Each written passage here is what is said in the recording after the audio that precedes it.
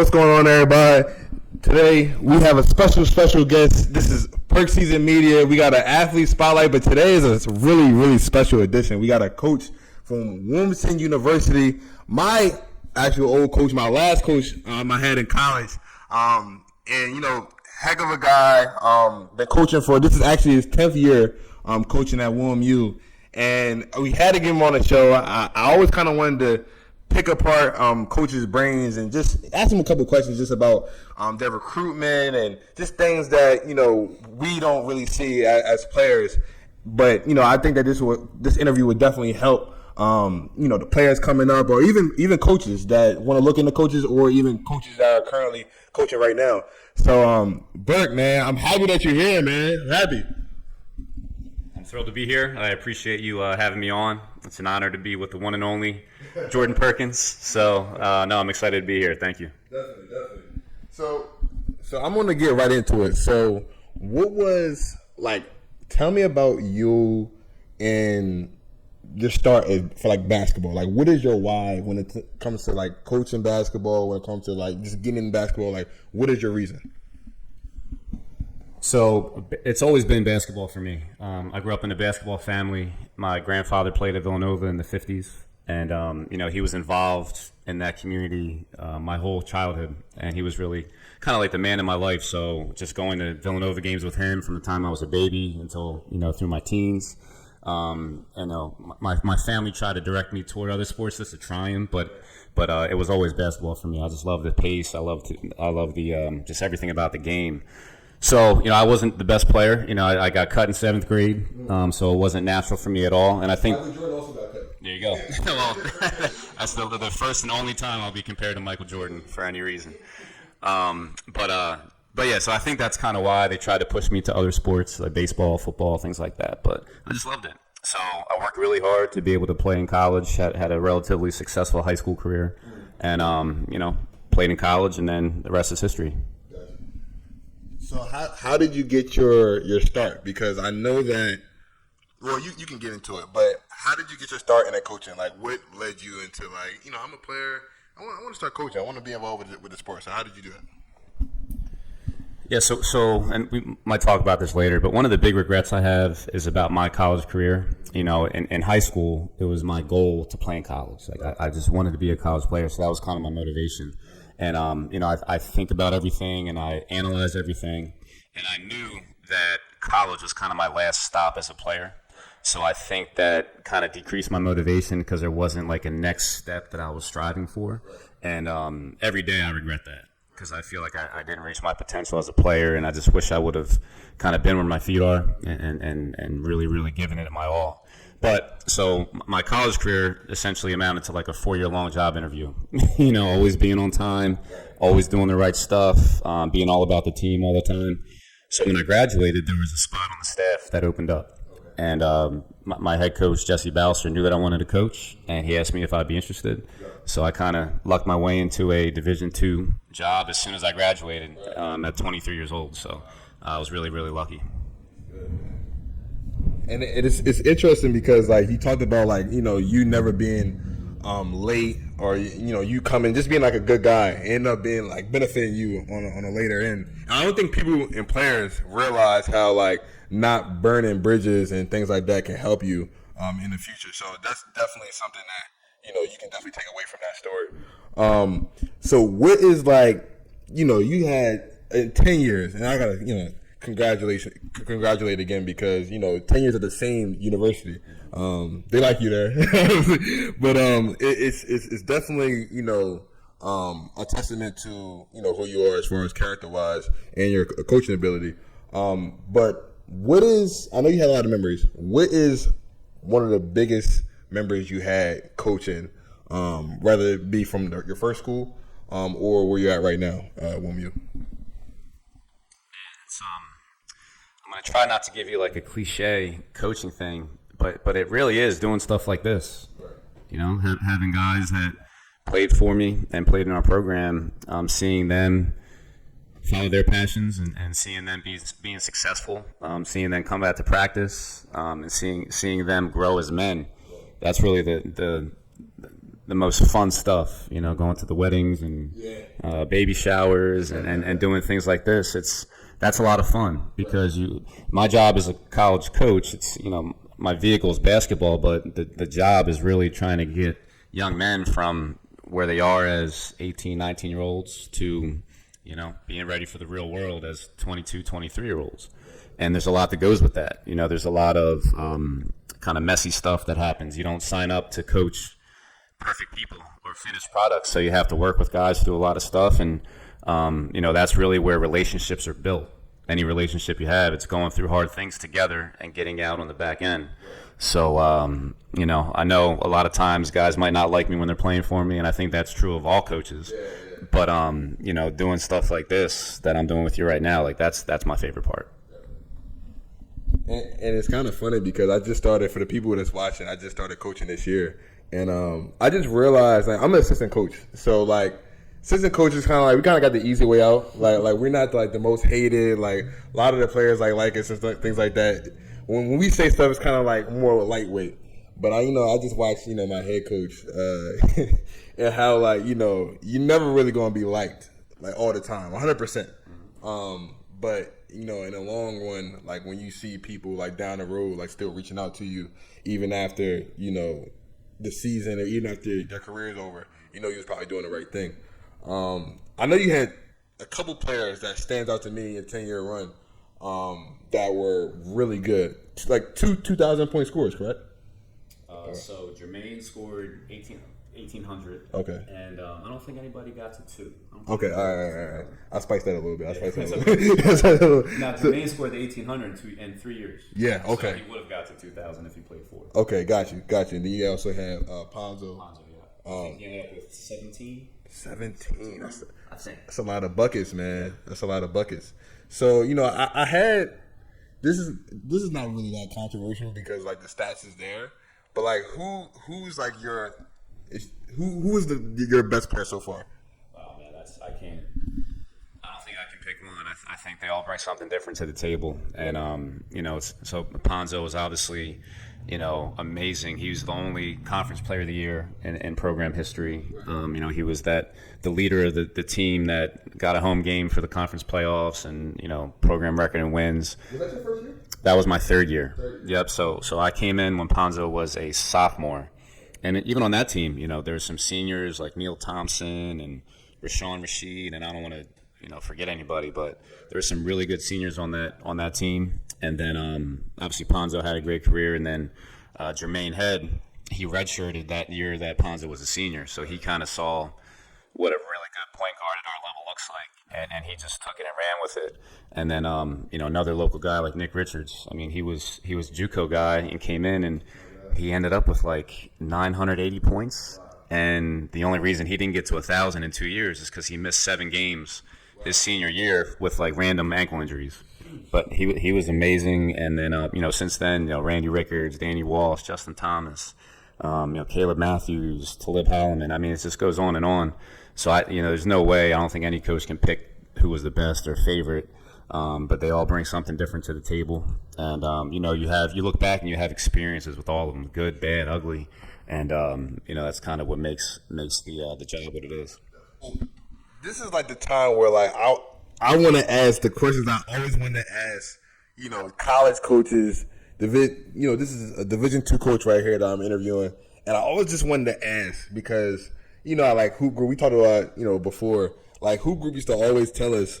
Hey, if you play the right way, this is like the first speech that the hoop groups have or any camps have when all the kids get there. Hey, man, when you come here, play the right way, pass the ball, be a good teammate. Coaches, they notice that stuff. And then I'm like, all right, I'll do that. I'll pass the ball. I'll play the game or whatever. And then I'll have a guy on my team that's like sucking it up, but he may be making it.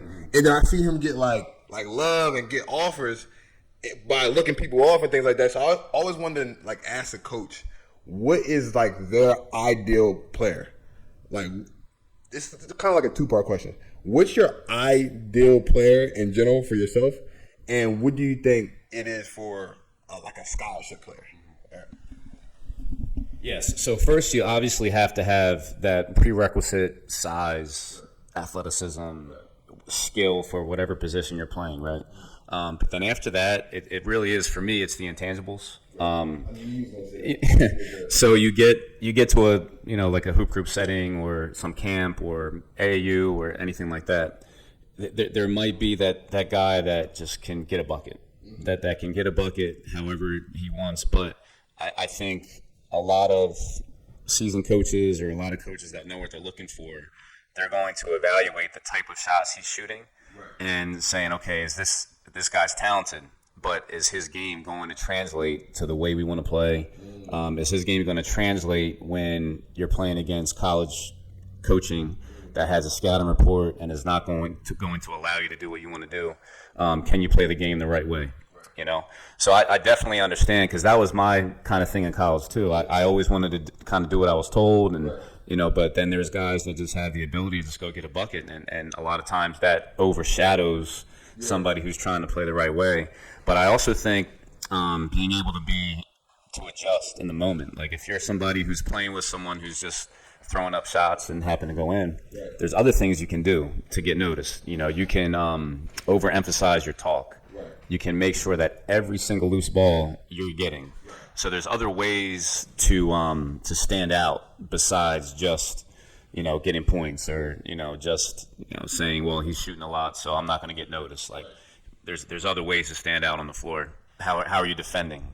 Are you affecting the game on that end? So I think instead of pouting or getting upset in that situation, go ahead and figure out another way to impact the game, and that stands out too. That was like the biggest question I really had. You definitely answered that. I think very clearly. I think a lot of people are going to take away from that, like a lot of players that's probably going to a hoop group this summer.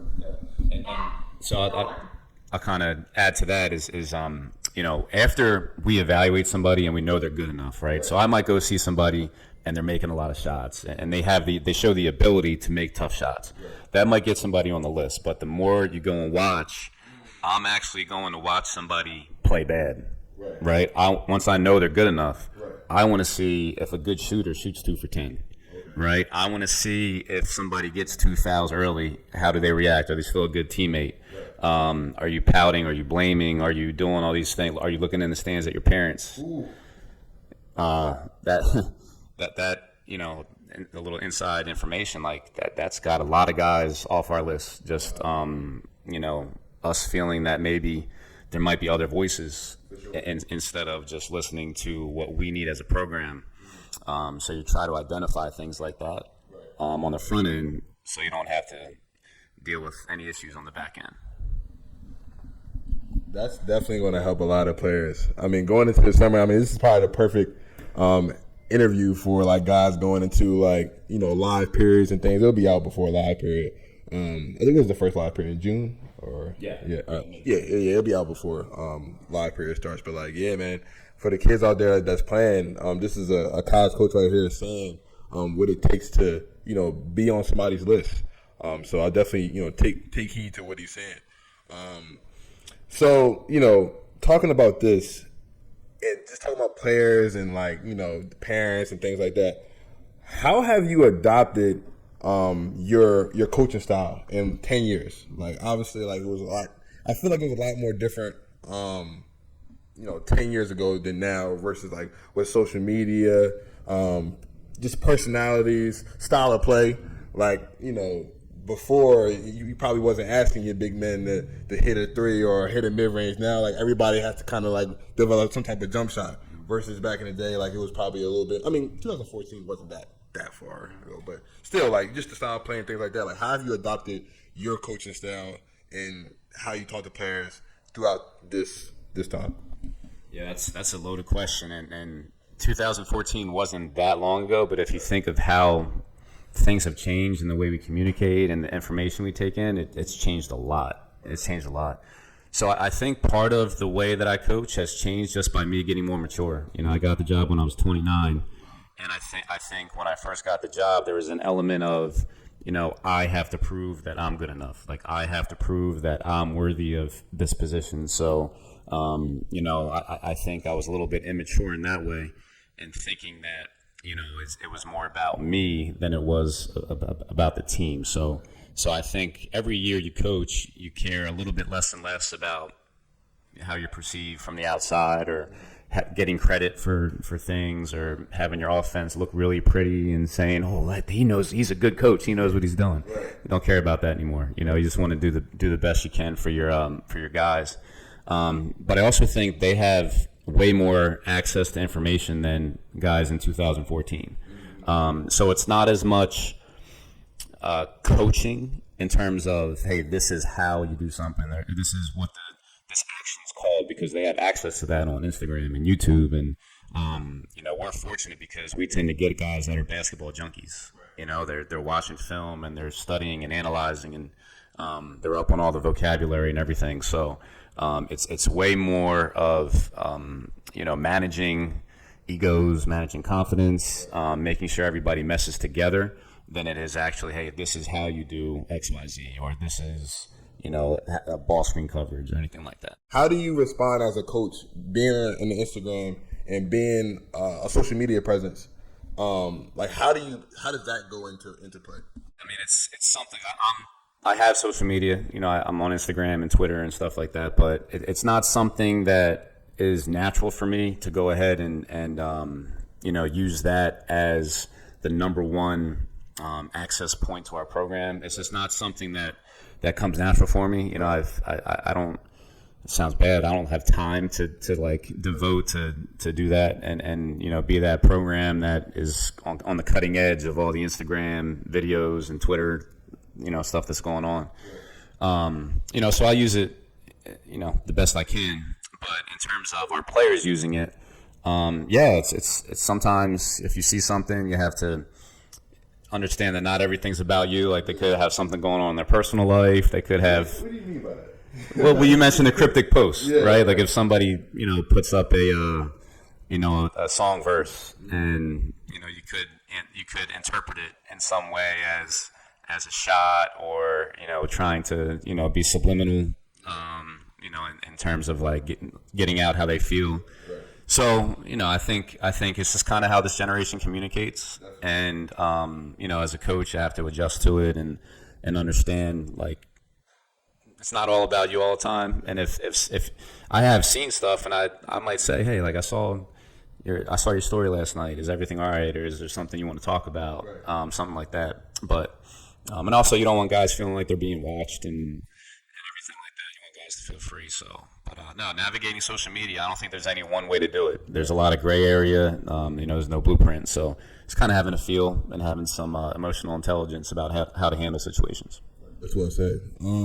I will say, so, like, you talked about, like, just, like, talking to players and things like that, and, like, developing like that, like, adapting to the times we're in right now. So one of the big things that we have in Division II, Division III, Division I, or Division I, Division II, Division III, I did it all backwards. But what is, like, how do you adjust as far as, like, the transfer portal?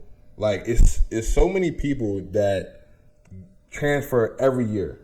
Does the way you coach, does it change? Like, do you think in the back of your head, okay, I got on him too hard, or he's probably out of here? Or does that, like, stop you from, like, not necessarily stop you, but, like, how does it play a part into how you're coaching, like, the transfer portal?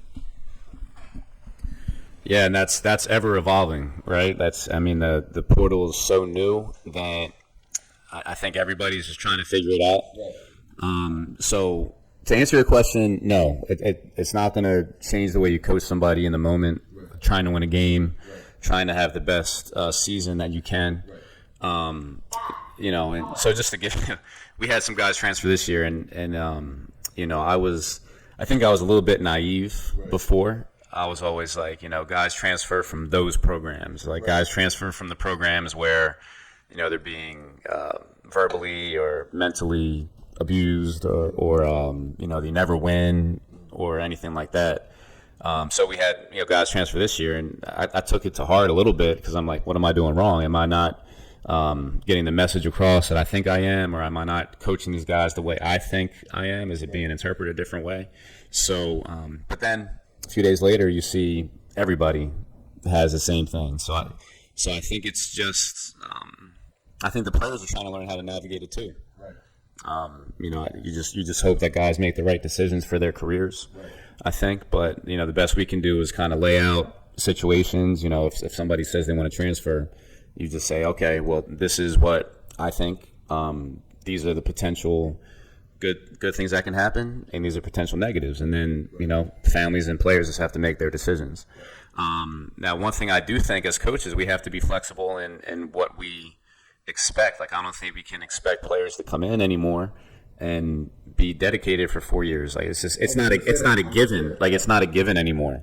So I think we have to adjust a little bit, and it's not like a 1-year contract where, hey, come here for 1 year and then I'll try to get you somewhere else. It's not like that.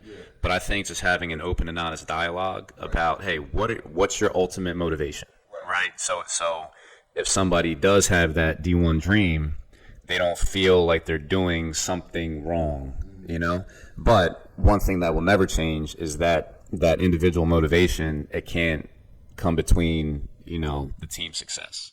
That's never going to supersede, our team goal.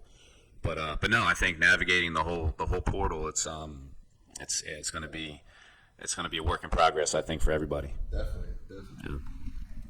Yeah. And one more question, just off of that. How do you? I don't know if D2 really does it a lot. I know there is deals out there, but like as far as like NIL deals, like how much has that impacted? Just I feel like we talked about this like a couple of days ago, like at the baby shower or whatever.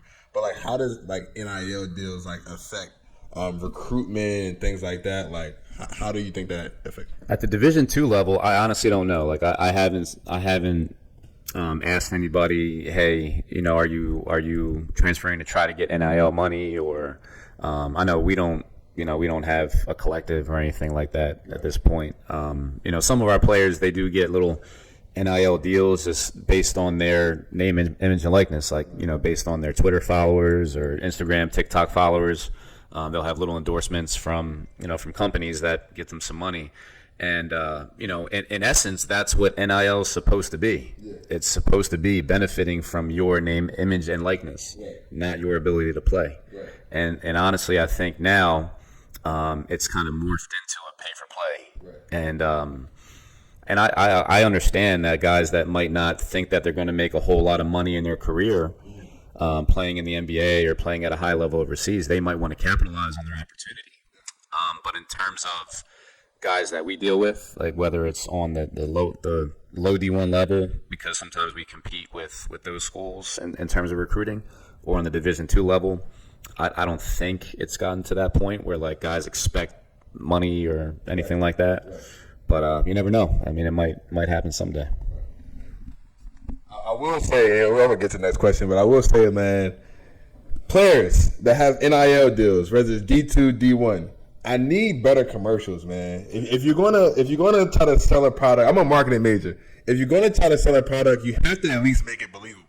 Like, bro, I shouldn't be able to tell. Okay, this guy got an NIL. All right, he's just smart. Like, if you're gonna say a product is good or a product is good, at least like sell it, man. Because I'm not buying that product. And for the businesses that's putting money into you guys, come on, man. You got. It's your job to tell them, hey, make it a little bit more believable. maybe take a couple commercials and see which one's the best one, and not just post the first one you record. But I had to get it off my chest. The next question I got, jumping off of that, what is like we have like greatest players of all time. Like obviously, like my favorite player is Kobe. See that poster that's right behind Perkszn right there. It's Lakers little flag. But what is your greatest coach of all time? Like, what is a coach that you look up to, or a coach that you take a lot from? That's a great question. I would think guys that I admire are guys that I would say do more with less, but not necessarily the guys that coach at those blue bloods and have success. I think a guy like Jay Wright that took obviously Villanova is a very very historically successful program, but to make it in that 5-year stretch, what it was when he was there, I think is unbelievable. I think that the special thing about that was just identifying the guys that he knew would work for him. Like not going out and getting the best players, not going out and looking at the McDonald's All-American list and trying to get those guys. It was like, hey, this guy is going to fit the way I coach. This guy's going to buy into being at Villanova, like and finding the right fit. So I think at the college level, I would say probably like a Jay Wright, and then I think at the pro level, Steve Kerr, Greg Popovich, those guys that, in my opinion, have teams that play the right way, that don't just win because they have the best players. Like, does Steve Kerr have Steph Curry? Absolutely. Did Greg Popovich have Tim Duncan? Yes. But, I think that they win because they get the buy-in from everybody. Guys want to play there. One of my favorite Steve Kerr stories is that when he first got there, obviously Steph Curry is the best player. And Steve Kerr, was like, Steph, you got to pass the ball. Pass. And Draymond being Draymond, I think, he challenged that. He said, "Why? He's our best player. Why would he pass the ball?" He's like, because if he gets off the ball, he's a lot harder to guard. And the way that his skill set is, he's coming off of screens, and he's able to have an advantage on his defender, and he can know where his body's going to be. So, I think guys that are able to, at the NBA level, take the best and put them in a system and get guys to buy into everything they have to do, I think those are the guys that stand out to me. And you talked about Jay Wright, and it's crazy because the last question we were just talking about like transfer portals and things like that, and how like you don't get those 4-year guys anymore. So it's like with the transfer portal and everything going up as far as the rapid rates at which people are transferring, will we ever get like a Villanova type of system where it's like a 4-year guy, like 4-year guys, or like a team that stays together for 3 years or even 2 years? Like, do you think that we will ever even get to that point anymore now that transfer portals? Yeah, so I'm not sold that what we're experiencing now is going to be consistent. Just guys that might be successful in a program jumping to another program just because they might get more money. I think after maybe a couple of years, there's going to be some data that comes out to say, hey, like this guy made that jump and he made, well, I shouldn't say made, but he was promised $500,000. Right. Did he really get it?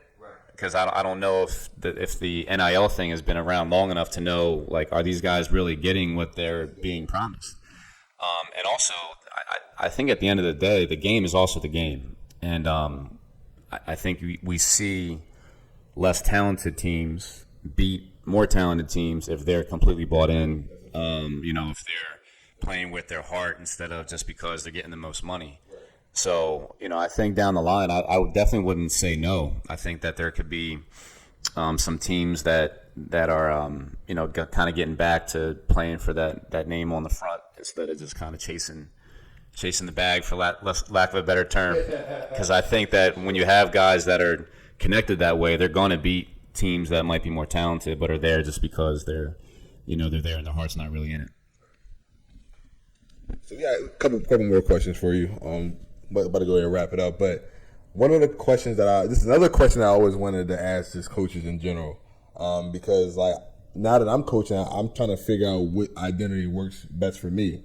As far as plays, I was never really like a strong X and O's guys, X and O guy, but I'm trying to get into like knowing more plays and being more strategic as far as like plays and defensive schemes and offensive sets. But also, I think naturally I'm probably more of a player's coach because I feel like I'm personable. What type of coach do you put yourself in as far as category? Would you say you're like a player's coach or an X and O coach? And depending on your answer, what is the pros and cons to that? It's a good question. I think that I would say more of a player's coach than X's and O's, but I'll also say I think when people hear player's coach, they think that, oh, he's that guy that's always joking around and always, trying to be one of the guys. I definitely don't think I'm that, but I do think that we try to create a system each year that puts the players that we have in the best positions to be successful. Right, so it's not like we're going to come in and we have a playbook at the beginning of the season and say, these are our 10 horn sets and these are our 5 ball screen sets or whatever.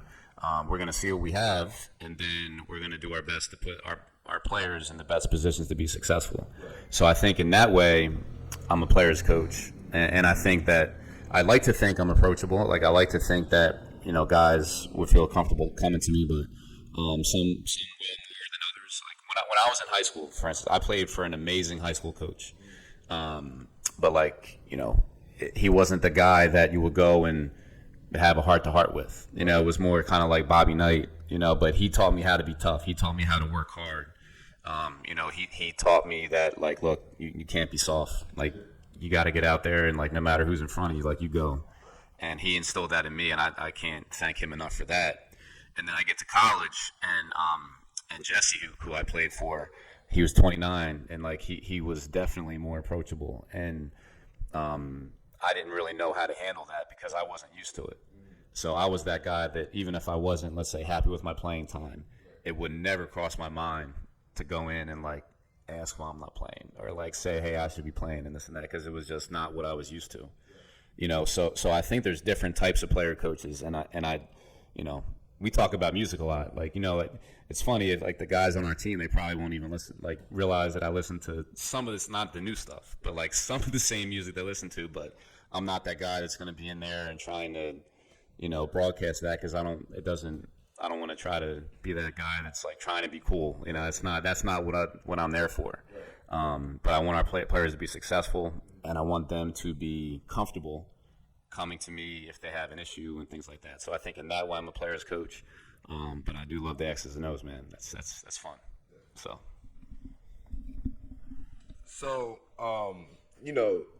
another question I had for this is like so fun for me just to sit down with a coach and just to be there and just ask him all the questions I had growing up and things like that. So one of the questions I had was when you first became a coach, when you first became the head coach, as far as like picking a team, obviously you're recruiting talent, but picking a coaching staff, what goes into, like, how do you construct a coaching staff? Because really, like, you're constructing like almost like the Avengers. Like, you need this person for this person for that. How did you go in just looking and trying to get the perfect coaching staff together, and how did you make it work for you? So I was really lucky. So the first guy that I got on my staff was Vern Dupree. So Vern played at Wilmington, and he was Vern, Mr. Delaware. So Vern, he played at Wilmington, worked at Wilmington at the time, and he was on the staff before I got there. And I knew him a little bit from recruiting and everything, and I knew he was a good guy.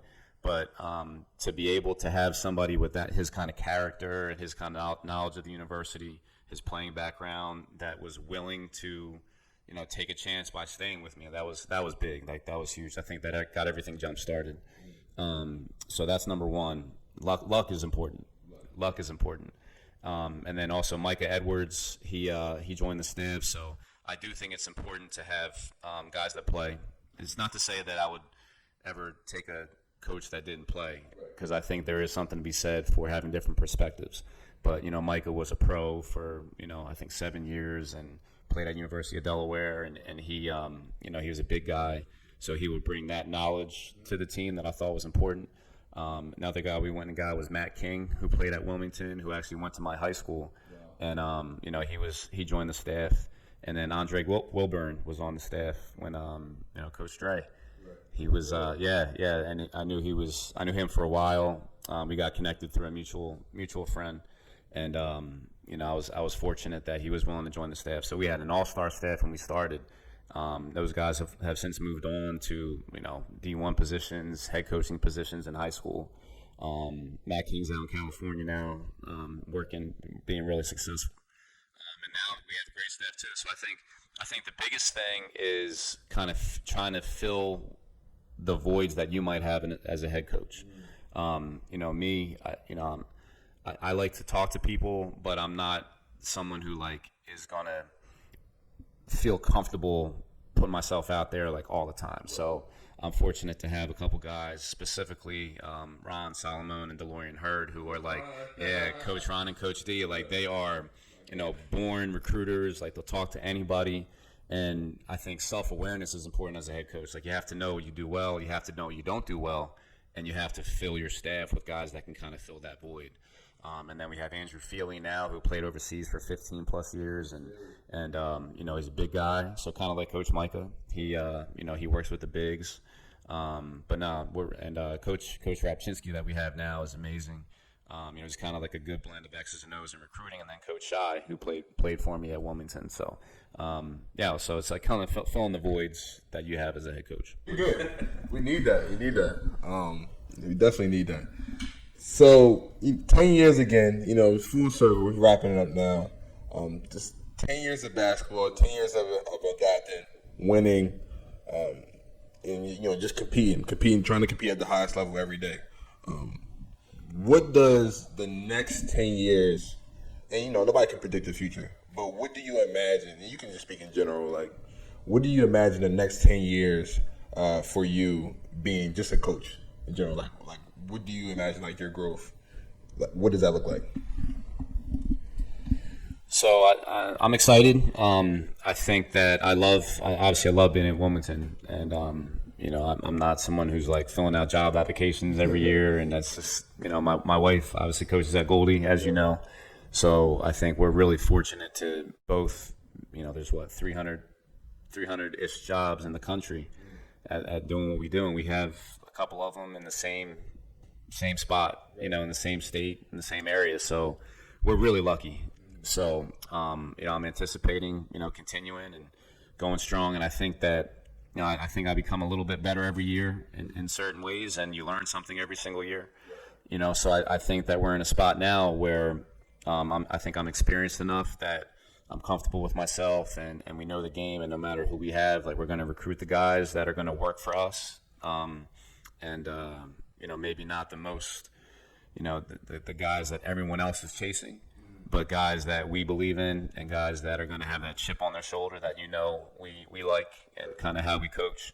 So I think I get a little bit more comfortable with what's going to win at Wilmington every single year. So I'm excited for the next 10 years. And I know I said that was my last question, but you brought it up. Man, your wife does play she does coach basketball at our rivals, Goldie Beacom. Wilmington University's rivals is Goldie Beacom for the fans out there. And his wife is the head coach of the women's basketball team. So, coming home, how is that? Like, what is that dynamic like? Can you touch on that a little bit? I know you probably get this question all the time, but like, for the people that's watching the show, how is that dynamic? Coming home and to, like, you're never leaving basketball. So, yeah. Sure. So, she's not only head coach, but she's also associate AD. So she has a lot of responsibilities outside of basketball. It's weird because it's kind of like what we know. So it's not different for us, where it might be different for other people. So when you're in something, it's kind of hard to identify, like, hey, what's it like? Because it's kind of just what we're used to. But we'll talk about our teams and everything, and I think I'm that guy that I love it. Like, I absolutely love it. Like, if during the season, I never want to shut it off. Like, I'm watching it on TV or thinking about it, talking about it, whatever. And then she kind of needs a break sometimes because that's just kind of just the way she is, I guess, like her personality. But I think we share the things we're struggling with, and it's cool to just have a partner that knows exactly what you're going through. Right. I think in any field, that's a blessing to have somebody that does what you do. It's even more special. So I'd like to think that I make her better. I know she makes me better, listening to me and, giving me advice when I need it. So, it's a special relationship for sure. That's a lovely response, man. That's a lovely response. I don't think I said anything that would get me in trouble. Yeah. Definitely, you're definitely not going to be in trouble. Not going to be in the doghouse. I will say, just wrapping up, happy that you're here. Definitely just happy that you came out, you spent some time with me. You get to talk about basketball, talk about hoops, things like that. I do want to just get on a serious note. So my coach for Prestige Academy, for those who don't know, it was an all-boys school in Wilmington, inner city Wilmington. It no longer exists. It did get shut down. But why it was there is one of the best schools I ever, attended. Definitely one of the best schools to me in Delaware history when it was going on. It was a charter school. And sometimes you meet people, and just like Burke, but sometimes you meet people and you never know how that can change the trajectory of your life. And for Coach Khan was a guy we played. We had a squad. We had a squad for Prestige Academy. One of our guys ended up actually playing football for the New York Giants, Gary Brightwell. But we just had a squad, and they put Wilmington Friends, a private school, and obviously in Wilmington, they put that on the schedule, and we played them. This is like my 8th grade year. We played them, and I had a good year. Like I had a good game. I probably had like 18, 20 points. It was just an overall good game, and my coach was one of the people who kind of put that in my ear and kind of got the ball rolling as far as like Wilmington Friends and going to Wilmington Friends. And he was like, Jordan, he's a Philly guy. He's like, Jordan, this is a good opportunity, this, that, and the third. And I always, respected him because when I was like 14 years old, I didn't really know anything about private schools or anything like that. I was probably going to go to Newark. Newark, that's like a public high school in Delaware. But I didn't really know. And I was kind of naive at that. But, he really pushed me to go to Wilmington Friends. And then from Wilmington Friends, went there all 4 years. And then I ended up going to college. Then I ended up coming back to Wilmu and get my master's and things like that. But, like, who knew? Like, who knows if I never met Coach Khan and he never pushed me to, do something outside the box, where would I be? Would I still be interviewing Burke? Would I know Burke from, Wilmington University or things like that? He passed away recently. So he passed away and it kind of hurt. But I do want to dedicate this episode to Coach Khan because he definitely was a big part of my life, and I don't take any of those things for granted. So this is going to be a coach special coach edition episode from the Perkszn Media podcast. So I just want to shout him out. But Burke, appreciate you coming. Definitely appreciate you coming. Any last words you got to say to anyone? No, keep doing what you do. This is amazing. You're a great person. You have a lot to offer. So I'm excited to see this journey that you're going to go with Perkszn Media, and I can't wait to watch all the success you have. Yeah. All right, guys. Well, that about wraps it up. Please subscribe to me. I'm going to have the link below, and please just subscribe, follow our page on Perkszn Media on IG. And on YouTube. So Perkszn Media, please give us a follow. Coach Burke, please, all the players in Delaware or anywhere, East Coast, hit up Coach Burke. Hit up Coach Burke. So full game footage. Not just the highlights you and your homie made, full game footage. And he's gonna look at it and he's gonna evaluate you. So I'm not promising all for it. but yeah, definitely thank you guys for watching, and we'll see you next time.